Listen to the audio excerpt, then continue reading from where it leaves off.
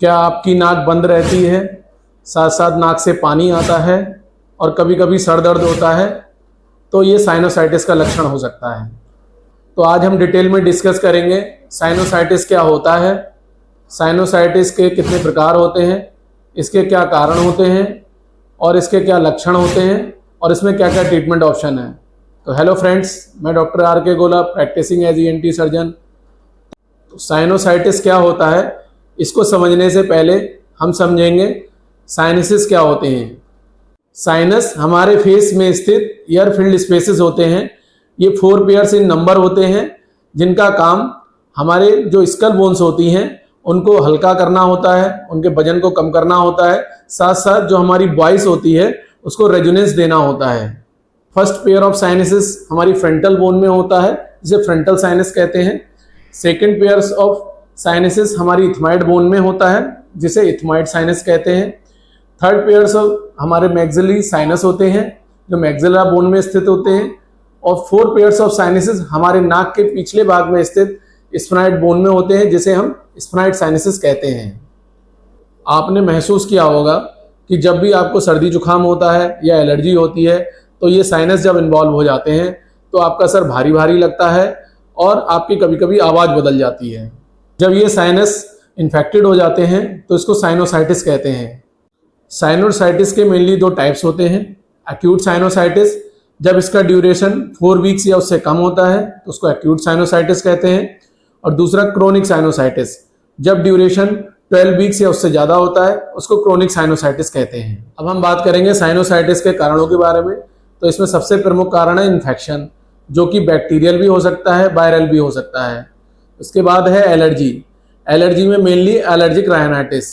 Allergic rhinitis के बारे में मैं पहले भी वीडियो बना चुका हूँ, जिसके बारे में अगर आपको पूरा वीडियो देखना है तो उसका लिंक मैंने डिस्क्रिप्शन बॉक्स में दिया हुआ है।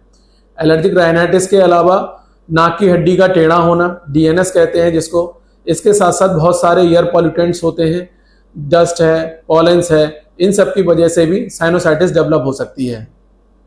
इसके साथ साथ अस्थमेटिक पेशेंट्स में भी साइनोसाइटिस की प्रॉब्लम बहुत ज़्यादा होती है। अब हम बात करेंगे साइनोसाइटिस के लक्षणों के बारे में। तो साइनोसाइटिस में जो प्रमुख लक्षण होता है वो होता है नेजल ऑब्स्ट्रक्शन, नाक का बंद होना। तो ऐसा इसलिए होता है जब आपके साइनस इन्वॉल्व हो जाते हैं, उसकी वजह से नाक का मांस बढ़ जाता है, जिसको टर्मिनेट हाइपरट्रॉफी कहते हैं। इसके अलावा नेजल कंजेशन, नेजल डिस्चार्ज, नाक से पानी आना। ये जो डिस्चार्ज है वो नाक के आपके आगे से भी आ सकता है और नाक के पीछे भी जा सकता है। जो डिस्चार्ज पीछे की तरफ जाता है उसको हम पोस्ट नाजल ड्रिप कहते हैं, जिसकी वजह से आपको गले में खराश होना हो सकता है, साथ साथ कभी आपको कफ भी हो सकता है। इसके अलावा फेशियल पेन, जब आप फेस को छूते हैं तो वहाँ टेंडरनेस होती है। ऐसा इसलिए होता है जो हमारे साइनसेस हैं, जब वो इन्फ्लेम्ड या इन्फेक्टेड हो जाते हैं तो उसमें टेंडरनेस डेवलप हो जाती है, जिसकी वजह से फेशियल पेन होता है।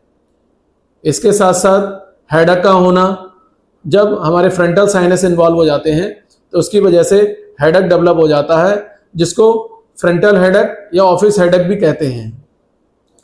इसके अलावा 2 कंडीशन डेवलप होती हैं जो कि साइनस की नर्व्स इन्वॉल्व होने की वजह से होती हैं, जिसको हम एनोस्मिया या हाइपोस्मिया कहते हैं। हाइपोस्मिया में सूंघने की क्षमता में कुछ कमी होती है और एनोस्मिया में सूंघने की क्षमता जो होती है वो बिल्कुल खत्म हो जाती है। अब बात करेंगे साइनोसाइटिस के ट्रीटमेंट के बारे में। तो इसमें जो ट्रीटमेंट होता है वो 2 तरीके से होता है। One is medical treatment and other is surgical treatment. Medical treatment जो होता है वो एक्यूट साइनोसाइटिस की कंडीशन में होता है, जो साइनोसाइटिस 4 वीक्स या 5 वीक्स से कम की होती है। तो इसमें हम कुछ ओरल मेडिसिन देते हैं और साथ में नेजल स्प्रे चलाते हैं। एक्यूट साइनोसाइटिस की कंडीशन जनरली मेडिसिन से ठीक हो जाती है, लेकिन क्रोनिक साइनोसाइटिस की कंडीशन में इनिशियली हम मेडिकल मैनेजमेंट स्टार्ट करते हैं, लेकिन मेडिकल मैनेजमेंट से बात नहीं बनती है तो हम सर्जिकल ट्रीटमेंट चुनते हैं।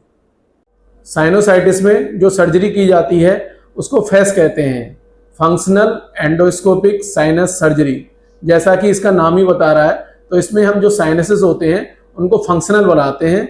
जहाँ जहाँ साइनसेस में जो डिजीज होती है उसको इस सर्जरी के माध्यम से हम क्लियर कर देते हैं। तो फ्रेंड्स, जब भी आपको नाक से सांस लेने में दिक्कत हो, नाक से पानी आता हो, साथ साथ सर दर्द होता हो तो इसे इग्नोर ना करें। ये साइनोसाइटिस की प्रॉब्लम हो सकती है, तो अपने नियरेस्ट ENT सर्जन को विजिट करें। Thank you.